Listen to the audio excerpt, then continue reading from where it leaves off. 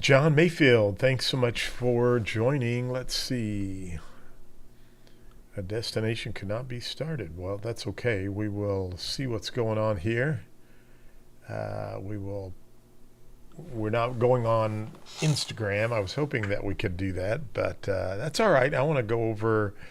I click the X here, and we'll try to do Instagram later. So, want to talk to you today about. Get back over here to my notes. One of the items that you may see on the real estate exam, and it's all about options. Okay, I hear a lot of students tell me that they see content on options, and so you really need to know what an option is. And what I want you to understand is that an option gives one party. Okay, so take a note of that. It gives one party, and that party is the optionee, the person buying. Optionee, buying. Okay, use my Ozark twang there.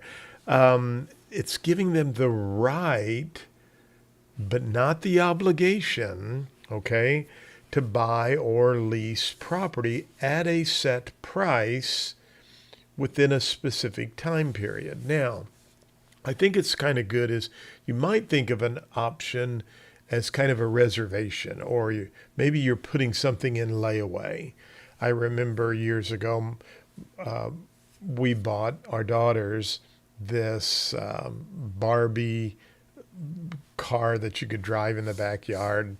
And I went to Walmart and I put the Barbie car in layaway. Now, when I put it in layaway, I had to put a deposit down.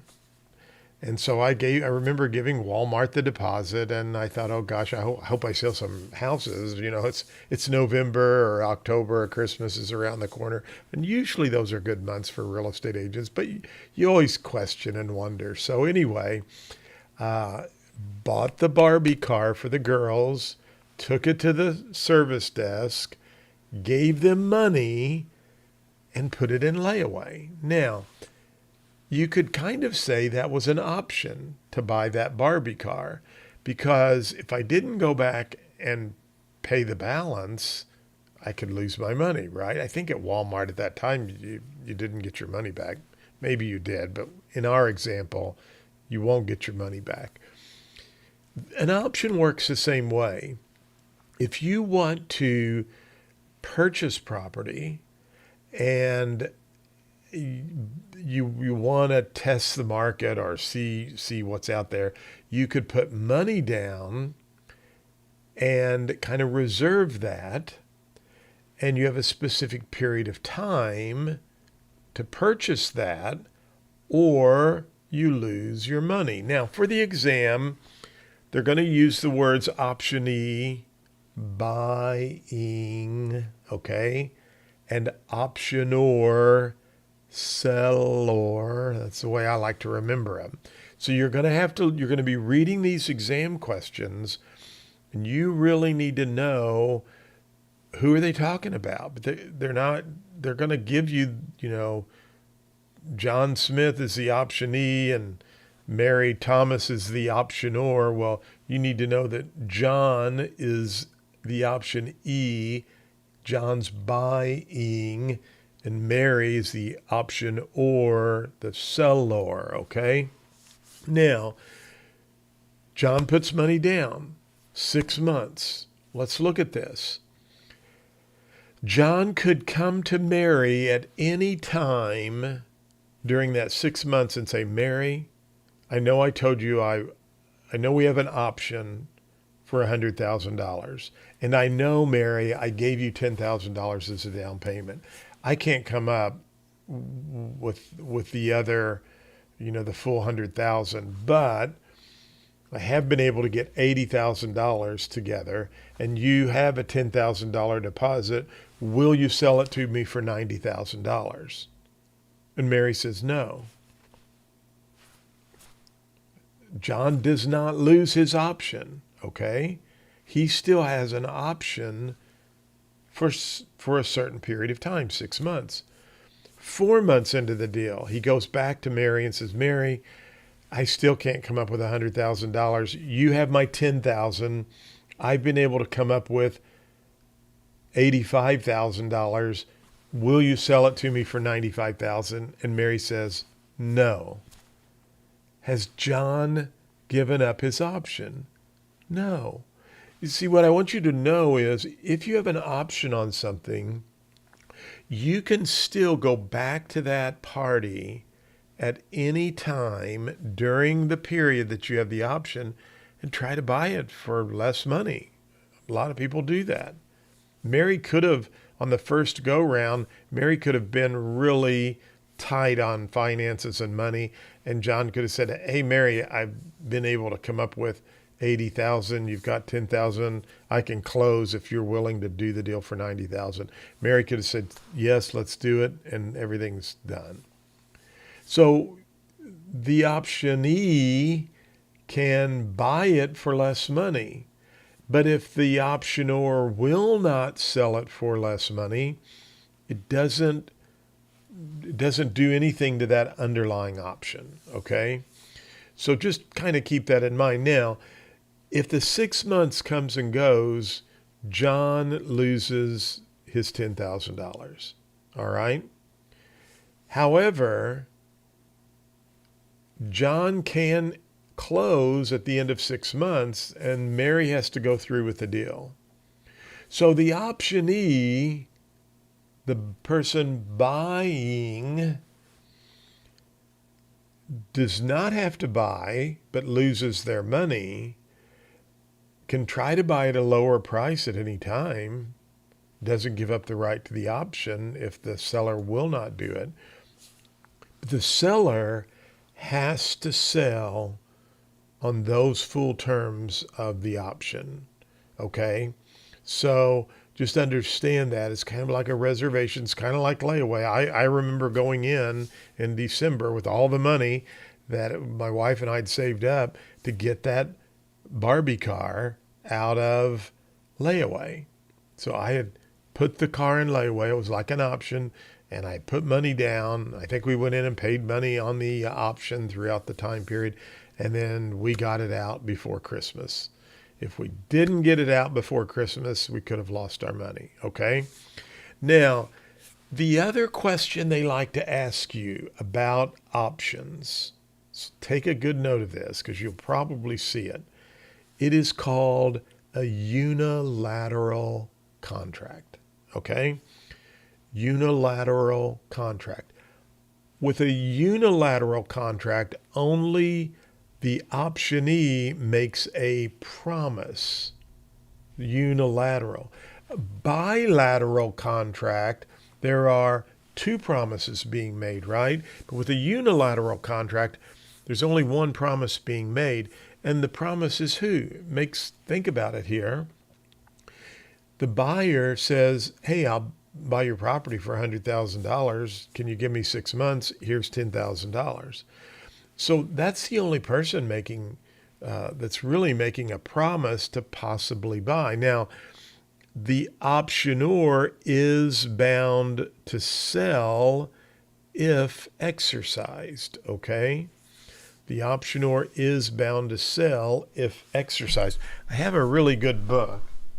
I was just doing my, I'll do a quick plug here for 21 Mistakes Real Estate Brokers Make and How to Avoid Them. You can buy that at easysalesmeetings.com. It's actually free.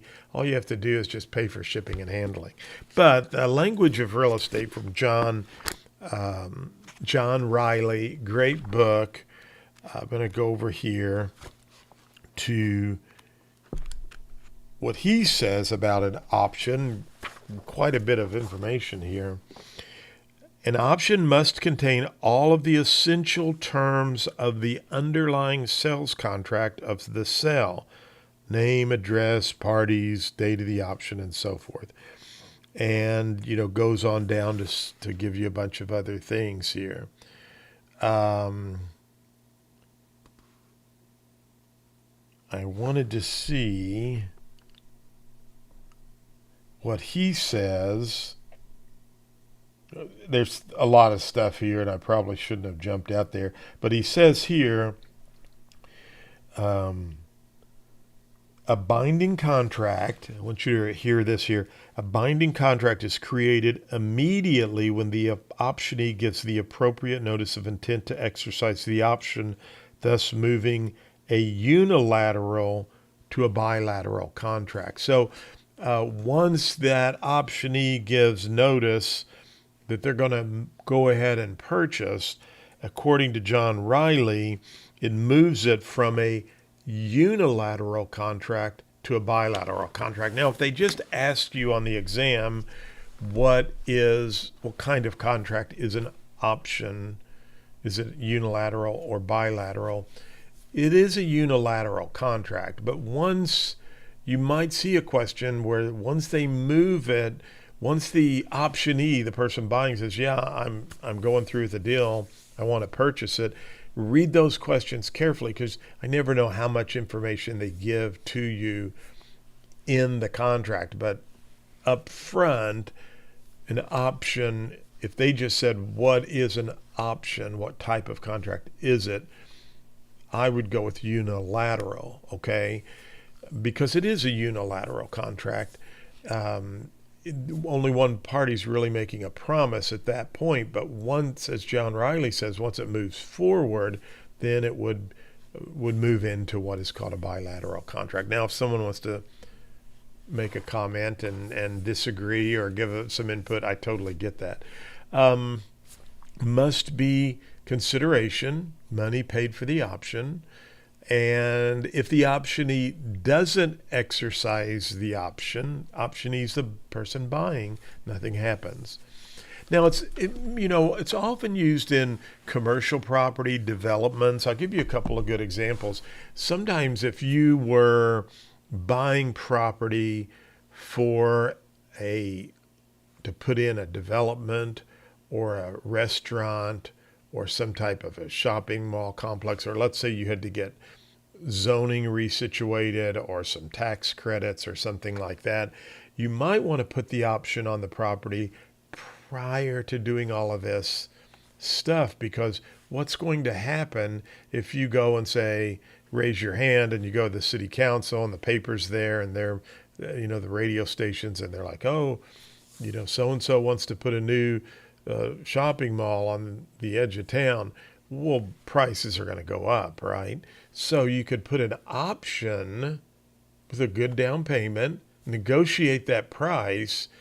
Then if word gets out of the bag what's happening, they can't raise the price on you, because remember, the seller, the optionor, is required to sell it to you at that option price. Now, if you can't get your tax credits, or if you can't get zoning, or if the numbers just don't work out after all your research and you're like, "I think we'd lose our shirt if we put a restaurant in, a Red Lobster or a Cracker Barrel in at that location," you can pick up and leave and you lose your option.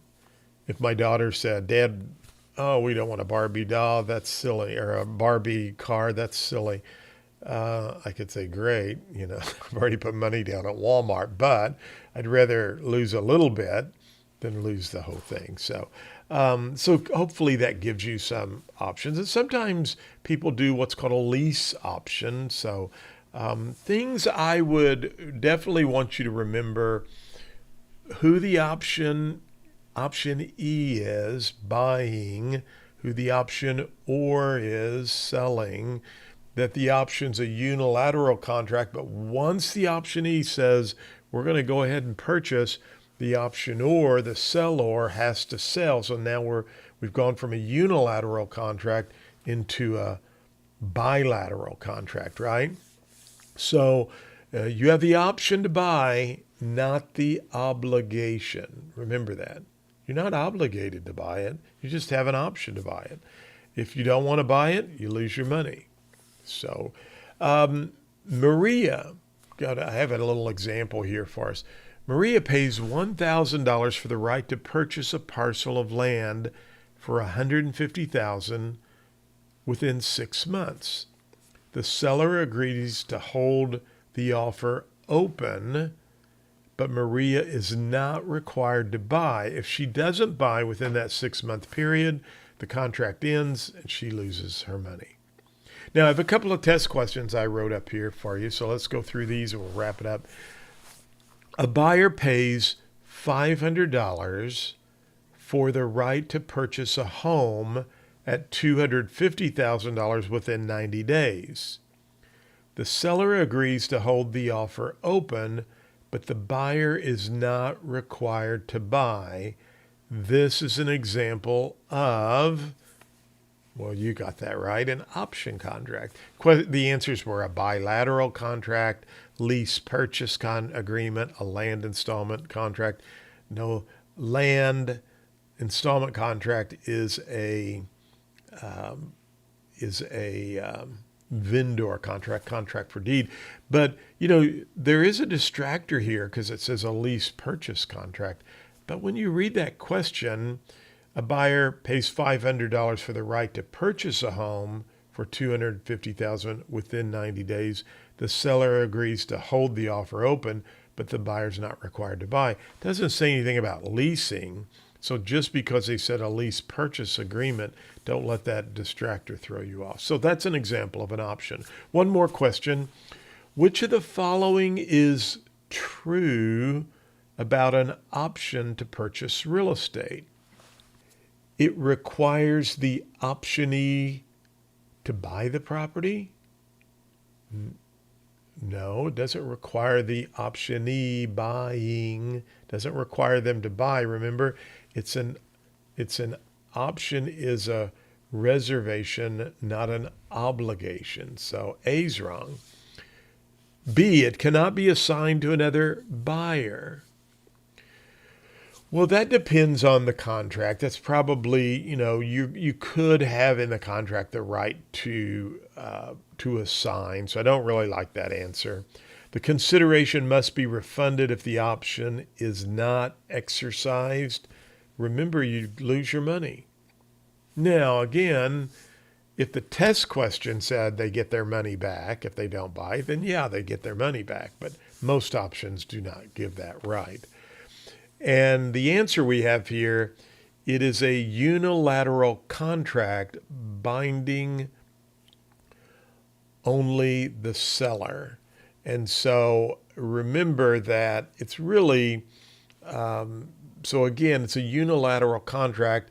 John Riley says that it's unilateral because once it moves into the buyer saying that they're going to purchase, then we have a bilateral contract. But for the exam, I'm always going to go with unilateral contract. Okay? Well, that is all I had. I'm going to see if we have any comments. I do not see any in the chat there. But if you have anything you'd like to ask me about, feel free to do that. Would love to help you out. Don't forget Global Real Estate School. I've got a couple of things right here I'm going to put up. I will scoot over here. We have some good 5-star reviews, and all of our students get access to all of these items, plus so much more. I'm so excited. We had a tremendous pass rate. You can go to Global Real Estate School. I have the stats right there. But we've had a good last 3 months.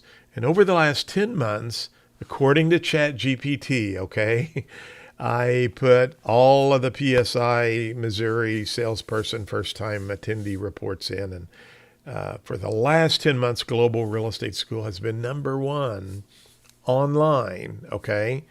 A couple of my friends are number one that do some live classes over a 10-month period. The last 3 months, we are number one in all schools. So if you go back to February, March, April, those are the with 78% pass rate. I have the stats there to show you. What's interesting is I started a whole brand new teaching strategy for my students back in January or so, and it's working. Okay, so come to Global Real Estate School. I tell you about my teaching strategy and help you pass the test. But we have some great tools there for you. I also have, for those of you who might be watching and you need to jumpstart your real estate career, I have 5 minutes to success as a real estate agent that I can help you out with. So check that out as well. Well, I know what I did wrong with Instagram. I may come back on and do my little live video there on options, but you can watch this. You've already watched it, right? Go watch some other videos from my YouTube channel and be sure and subscribe, okay? Hey, as always, thanks for watching. I adjusted the color a little bit. My Amazon video I did, I looked like I was totally white on top there. But anyway, have a great day. Talk to you later. Bye.